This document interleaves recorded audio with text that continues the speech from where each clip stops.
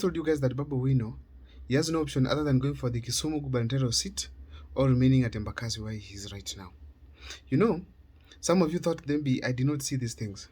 But as we speak today, Babu Wino has taken the advice and probably is going to remain at Embakasi. Why am I saying so? Babu Wino has issues with the ODM party. And as we speak today, people feel like he's too ambitious. That's the ODM guys. They feel like Babu Wino is too ambitious and probably he should be taught a lesson. Now, you all remember that when Raila Amolo Odinga declared to go for the AU seat, Babu Wino fronted himself to become the kingpin of the Luo nation, particularly after Raila has exited then. He moved around Luo nation and it tested his ability to take over from Raila Amolo Odinga. We saw him getting receptions, being received massively in Homa Bay, Kisumu, and even Migori at some point. So that means Babu Wino popularity in Luo Nyanza is huge. We have to also accept that he's among the most popular members of parliament in the entire nation. We saw it during the Azimio campaigns. Whenever Babu Wino went, people kept on asking for him to speak. And that was very clear. It's because people recognize him across the country. Now, in Luo Nyanza, the youth are taking over when it comes to the politics of that region. And most of these youths are aligned to Babu Wino. And of course, the fact remains that they also recognize Raila Amolo Odinga. So they believe strongly that after Baba, it's Babu. Now, Babu Wino continued that way, and then he reached a point getting some stoppers from someone called Junet Mohammed, warning him against trying to inherit Baba from the seat that is holding in the Luo Nyanza. Junet Mohammed warned him and told him that tunampiga kama burukenge. In a nutshell, those old generation people in ODM don't want Babu Wino near Raila Amolo Odinga at all. They don't want him to inherit the Raila Amolo Odinga leadership. So therefore, they want to ensure Babu Wino is completely out. Now, as if that is not enough, now Babu Wino realized that he needs to advance, either go to the deputy presidency or even governor. In Nairobi, it happens that William Ruto and Raila Amolo Odinga have a deal. Now, Sakaja probably supposed to be supported by Raila Amolo Odinga and of course William Ruto in 2027. That means very well there's a possibility that Babu Wino is left out again for the gubernatorial seat.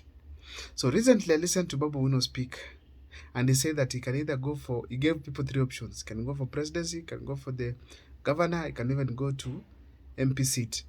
Options are many. That was a statement to show that Babu Wino is no longer thinking of going for the gubernatorial seat, neither is he thinking for going for the presidency or any other thing. On the presidency, actually said that he's waiting for his running mate to speak. That is indeed Ignore. There's no way the mountain and the lake again are going to merge in politics. It will take time because already betrayal has been of the highest level. After Uhuru tried to bring them together, they went ahead to impeach Rigathi Gachagua. So therefore, it was done and dusted completely. Now, Babu Wino therefore stated that he's waiting for his running mate to make a decision. That is Ndindi Nyoro. Ndindi Nyoro honestly cannot be the running mate to Babu Wino, but it can be the other way around. But the fact remains that the leadership there is not going to be okay because already people have issues. Now, Babu Wino has clearly indicated that he's not going for the gubernatorial seat, neither is he going for presidency, but he's going to stick at Embakasi East. That is what he has in mind. And he has prepared the people of Nairobi that he has so many options. So if he takes any of them, that's what he's going to stick with. And probably considering all these other aspects in politics, the tribal aspects, he's going to stick with the member of parliament seat of Embakasi East. Now let me tell you guys why I feel strongly that Babu Wino is not going for gubernatorial seat. You know, Babu Wino is from the ticket of is from the Luo nation. And now if he goes for the gubernatorial seat, even in Nairobi, he's not likely to win unless he gets a backup of the Luya people, which he is not likely to get because Sakaja is there and probably Tim Wanyonyi as well is coming on board. So meaning very well that he only has now the Kikuyu nation in Nairobi, which is supposed to vote for him. And the Kikuyus in Nairobi, they have one very simple thing. This time around, they need to gubernatorial seat. I've actually heard even more school indicating that he might go for the gubernatorial in Nairobi. So that is very clear that probably it is going to be a very competitive seat, and either Kikuyu or Luya again is going to retain the seat in Nairobi. So based on the numbers, Babu Owino is not likely to become the governor of Nairobi unless and otherwise he gets support from the Luya nation and the Luo nation so that they can counter the Kikuyu side. Probably it is not going to be as easy as it looks for other leaders, but the fact remains that Babu Owino has already made her decision. I told him one time that if he wants to remain in politics again to hold a seat, either remains in Abakasi or he goes for Kisumu gubernatorial seat. Kisumu is where he was born. He has the rights to vie for the gubernatorial seat there. And Anyang' Nyong'o, checking that now he's exiting the Kisumu politics, probably if he goes there, he's going to become the governor of Kisumu County. Unless Ruth Odinga, the sister to Raila Amolo Odinga, as well comes on board. So Kisumu could have been an automatic ticket for him if he could have gone there. But the way things are, he wants to remain national. So therefore, he's likely to remain in Nairobi and cultivate his ambitions for 2032 going forward. I don't know what's your take as far as this is concerned, but the fact remains that the ODM party do not want Babu Owino to rise anymore. Now, people were asking, what is Raila with the Babu Owino? Raila is not with Babu Owino when it comes to the inheritance. He wants, first of all, to play his game and finish it completely. And then from there, we live for wherever he feels like. But the fact remains he does not leave until he dies, probably. He will still be holding the top seat of ODM. You know, people were insinuating that Babu Owino might even become the chairperson of ODM party. When there were nominations of cabinet secretaries where Joho, Mbadi, Opiyo Wandayi, and of course Wycliffe Ambaso Oparanya went to join William Ruto, some seats were left vacant and it was expected that Babu Owino could get any of those top seats. But unfortunately, Babu Owino was not considered anywhere. If you look at it closely also, you realize that not even that's the party leader, the deputy party leader seats, but even the chairmanship seat, which he could occupy and run the party properly. But now, Gladys Wanga was given the seat. Even the deputy party leader, nowhere to be seen. Now, they thought maybe a minority leader, nowhere to be seen. Babu Owino was left out by Raila Amolo Odinga deliberately.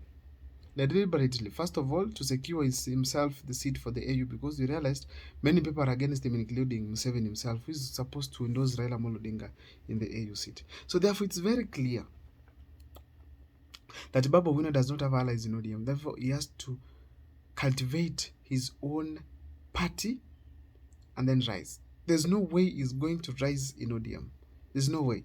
He has to cultivate his own party that will start from Nairobi, then spread to the rest of the country. But one thing he has to have on board are youths and youths of integrity, because people have so many questionable characters. Now, on the presidential seat, Babu Owino cannot go for the seat. The shooting that he made to that DJ Evolve probably really affected him a lot. Despite that he has done his best to take care of that gentleman, the act was completely uncalled for. And if things were to be taken as normal, if it was a normal citizen down here at the villages, probably right now he could be in jail serving a sentence of more than probably 30 years and above. So therefore, it's very clear that it was a very terrible mistake that he made, and that is one of the things that is going to stop him from going for the top seat in this country. I don't know what's your take as far as Babu Owino is concerned, but as per to me, he has to remain in Bakassi and nurture his political ambitions there. Let me see in the comment section, you guys, what you think about Babu Owino.